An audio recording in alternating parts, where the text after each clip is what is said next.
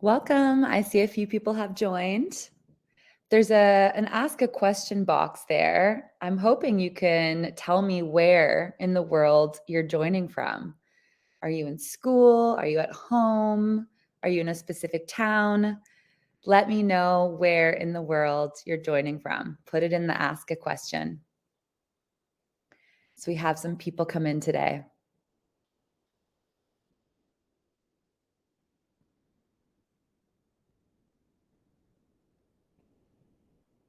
I am in Whistler, Canada. So I know a lot of people are in Ontario. I'm on the other side of the country today, and I've got my cat here who is watching this presentation. Come on in. Put in the question box where in the world you're joining from. I'm curious what town everybody is tuning in from. When we have these online events, you can be from anywhere in the world, which is what we're going to talk a little bit about today.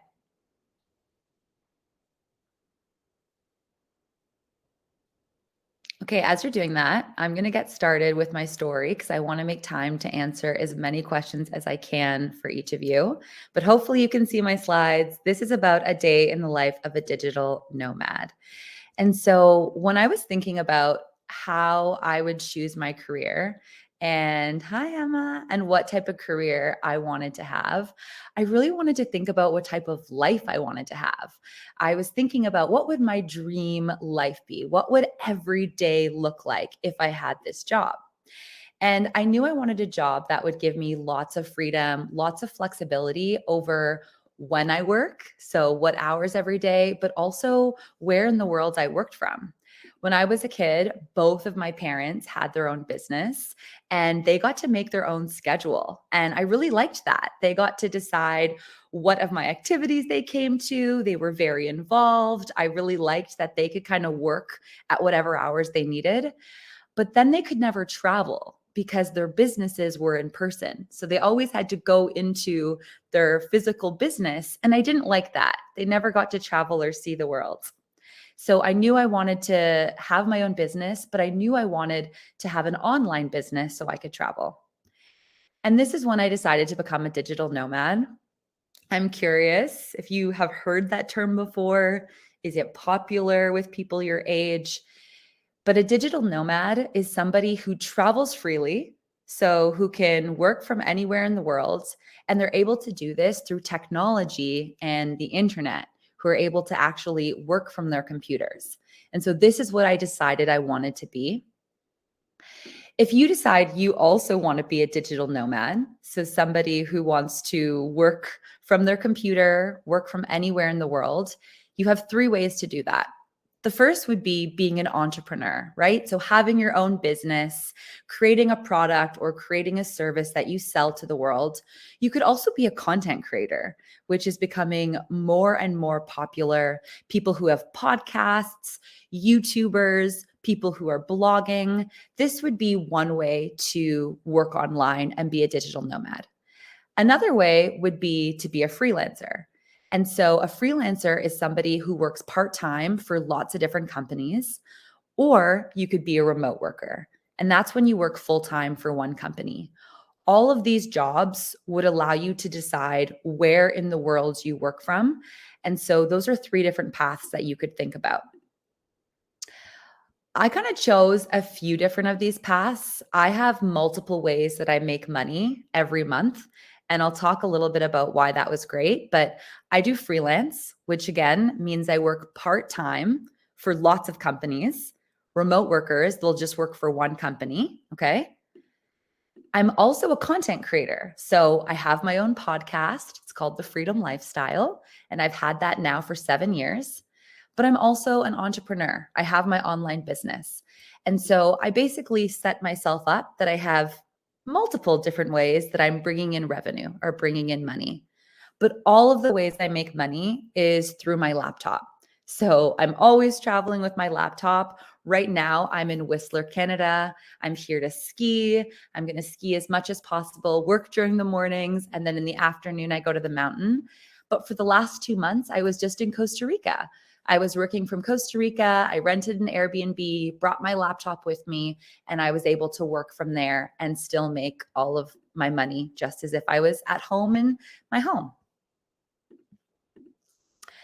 What I like about having multiple different ways that I make money is that I never have to stress if I lose a job or if one project ends. I have a few different backups. So I really like that security, as well as if something in the economy changes. I'm not stressed about when I'm working from Costa Rica or the other side of the world. I have a bit of a safety net here with the multiple different revenue streams. This is kind of what my life looked like before. So I wasn't always a digital nomad. I started my career by having an office job. I lived in Toronto, and every single day I would go into the office and I would spend 8 hours there every single day. Only 2 weeks of every year I would be able to go on vacation and travel. And I felt like I had to say no to so many things. And that really bothered me. Now, since becoming a digital nomad, every year I go to about 8 different countries, many that I've never been to before, but sometimes I just like to go to the same spots. I've now been to Costa Rica 5 times. I love it so much. And I work a lot less. I'm only working about 30 hours each week.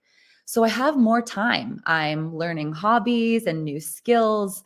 I spend a lot of time with my friends and my family. And I really feel like I can say yes to almost anything now. And I really have that dream life that I wanted.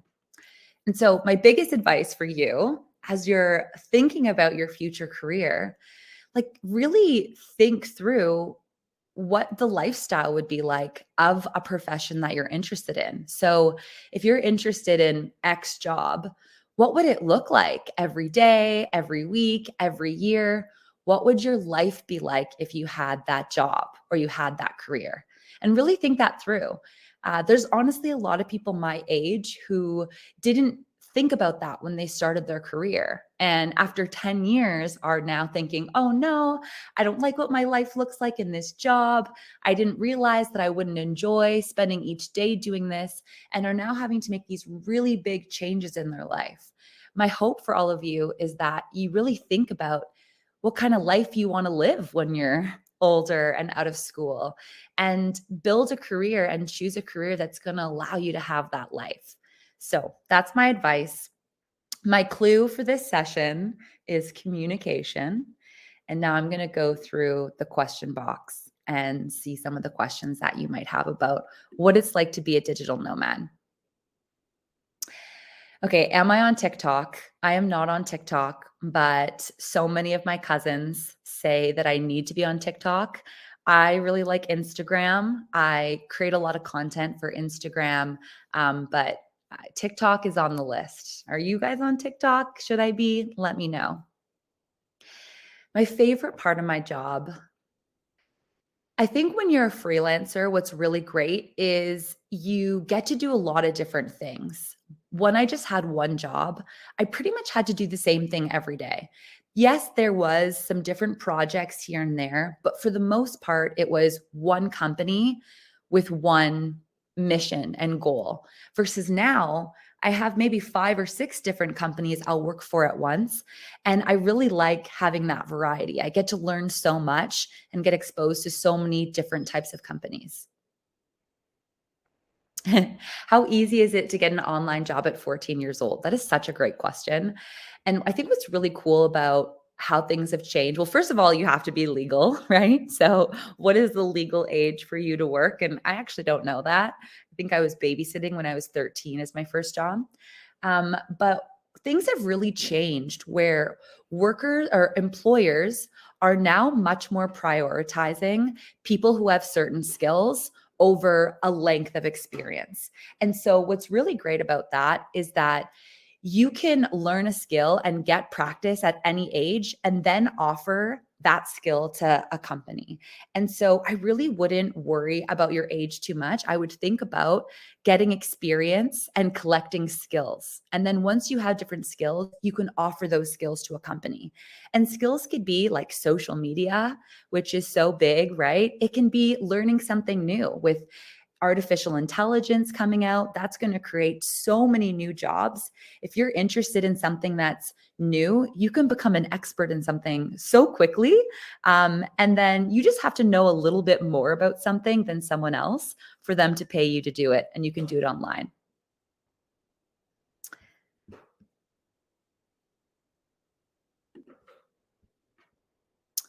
Are sick days a thing, or are you still asked to attend online? I think that's a good question.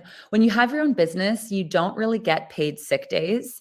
And so if you're feeling sick and you can't work, that could affect your income, right? You might not be able to get paid that day in a sense. I think there's a lot of ways that you can work around that. One great way, and this is very advanced, right, would be rather than only getting paid for every hour you work, you would think about, okay, this is how much you should pay me to work for the month. And then when someone is paying you for the month, then you basically have different things that you have to do, but you can do them whenever you want to do them. And there's no specific hour. That way, if I'm sick one day, well, I'm just going to take the day off. And then tomorrow I'm going to work even more. Or even more fun, let's say it's a really great ski day. We're getting a bunch of snow right now in Whistler. Maybe I'm not going to work at all today, but then tomorrow I'm going to work all day and at night. And I'm okay with that.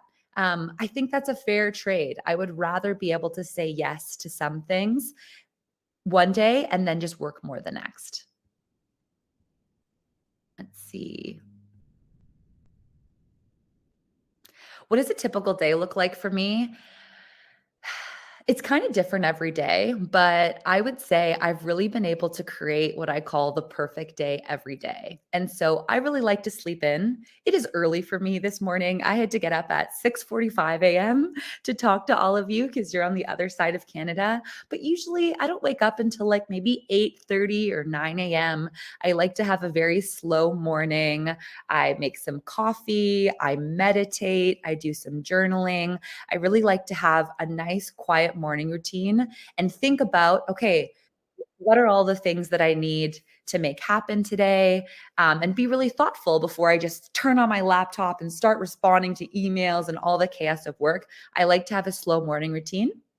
I'll work for a couple hours and then I'll take a lunch break. I always like to go for a walk after lunch. Again, I like to take things slow, work for a couple more hours in the afternoon, or go do a sports activity. When I'm in Costa Rica, I was playing lots of beach volleyball or slacklining. Now in Whistler, I'm skiing. And then in the evening, maybe a little bit more work, make my plan for the next day, watch a movie, hang out with my cat. But it's pretty casual in terms of how stressful each day is. Look, I have a lot of relaxation built into each day, which is nice. Do you need to get an MBA to be successful? I do not have an MBA. I just have my undergrad in business, and that's all I've ever needed. I have never had a company, not once, ask me about an MBA or proof that I worked at a certain or proof that I got education from a certain school.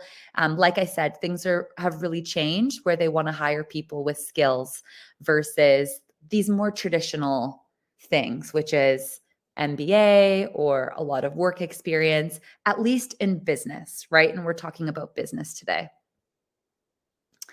How's the food in Costa Rica? Delicious. I'm vegan, plant-based, so I eat a lot of fruits and vegetables, and there is no shortage of amazing fruits and vegetables in Costa Rica.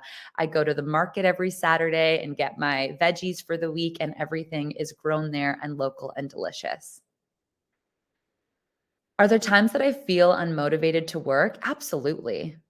Some days I'm having maybe I'm a bit tired, or maybe something's happening in my personal life that's really distracting me. Maybe someone in my family's sick and it's really on my mind. And the last thing I want to do is work right now. And that does happen. And I love that I now have a career where I don't have to if I don't need to. It doesn't mean I don't ever need to do the work, but I can postpone it. I can say, you know what? Today I just need a day to myself, but tomorrow I'm going to have to work all day. So maybe I'll have another cup of coffee, which I'm going to need lots after starting so early to meet all of you. Do I ski? Yes, absolutely. I'm not a snowboarder, although I think snowboarding is very cool. I'm a skier. You went to Costa Rica this March break. Amazing. So good. How much do you make as a content creator? I think that's actually a quite a good question about how much can you make in this space. The truth is that there's about 5 different ways you can make money as a content creator, and I think people just think of the one way. They think about getting a company or a brand to sponsor your content. Right? You'll listen to podcasts or YouTube videos and they'll say, "Hey, just want to thank you for this week's sponsor. It's Clean Canteen water bottles, da da da da, get that." And that is definitely one way. In my experience, unless you have a very large audience, there's not that much money to be made that way. And it's a lot of work to get the sponsors. So I have a couple sponsors, but that's not my main way I monetize my content. You can also use your content as a way to promote your business. So in my podcast, I am using that as free marketing, essentially, for me to talk about the different ways that people can work for me, different things that I'm selling. And there's a lot more money in that because you're getting the full price and you're selling your product. So I would say in content creation, it can totally, totally vary. I'm making great money. I feel in a place where I have more money than I need, which is a good place to be and feel. And content creation is a big part of that. I think we only have 1 more minute, so I'll choose one more. What are the challenges for this type of job? The challenges is no one's gonna make you work. And what's great is you have so much freedom over when you work and what you do every day, but you really need to be motivated. You need to have discipline. You need to be your own alarm clock and your own boss in a sense. And that's not for everybody. I've had a lot of friends say to me, I tried to have my own business, but I spent all day watching Netflix, or I just went skiing every day and I forgot that I had to work at night when I got home.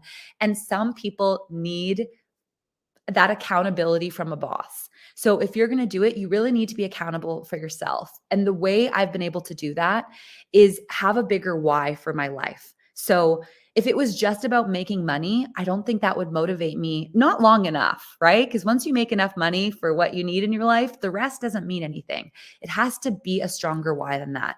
For me, being able to be anywhere in the world that I want to be or need to be is priceless. I get to go home and visit my grandma and spend 2 weeks working in her basement and spending time with her in the last phase of her life. That means the world to me. And that is going to give me that motivation on the days where I just don't want to work, because I know if I can keep having this business and make it work, I can go visit my grandma for 2 weeks at a time. I can go back to Costa Rica and see my friends there, or I can be in Whistler for ski season. So have a strong why. You all are amazing. I believe in you, and I'm so excited to see what you all do with your careers. Feel free to message me if you can find me on the internet. I am happy to answer more questions to all of you, but enjoy the rest of your day. I think that's it. I'll put my cue back up.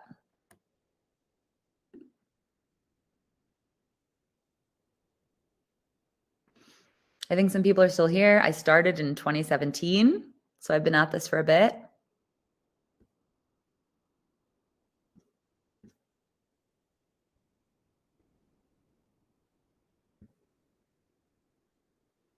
Okay, that's it. You're all so welcome.